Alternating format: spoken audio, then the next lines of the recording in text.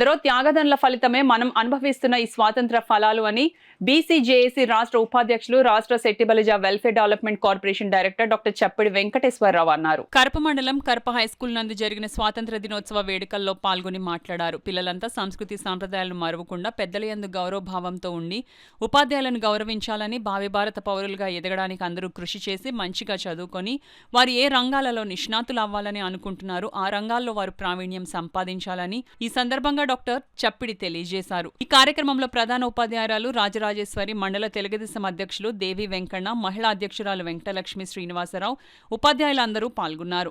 Prize money, mementos పూర్వ విద్యార్థులు బహుకరించారు. Scouts and guides లో పాల్గొన్న మరియు స్పోర్ట్స్ లో పాల్గొన్న చిన్నారులకు సర్టిఫికెట్స్ కూడా ప్రదానం చేయడం జరిగింది. ఎన్నో లక్షల మంది మన దేశం కోసం అసలు బాసారు.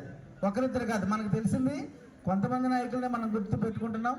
మనకు తెలియని నాయకులు అనేక వేల మంది ఉన్నారు. వారందరి కృషి ఫలితమే మనకు ఈ స్వాతంత్ర దినోత్సవం.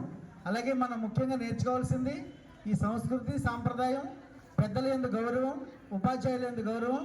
ఇవి కాకుండా లంచం అనే పదాన్ని దూరంగా ఉండడానికి ప్రయత్నించాలి. ఎందుకంటే మీరు స్కూల్కి ఏడ్చారనుకోండి, ఈ చాక్లెట్ ఇస్తానని ముందు అమ్మ ఇస్తుంది మనకి, అంతేనా? అమ్మ చాక్లెట్ ఇచ్చిందంటే దాని అర్థం ఏంటి? లంచం.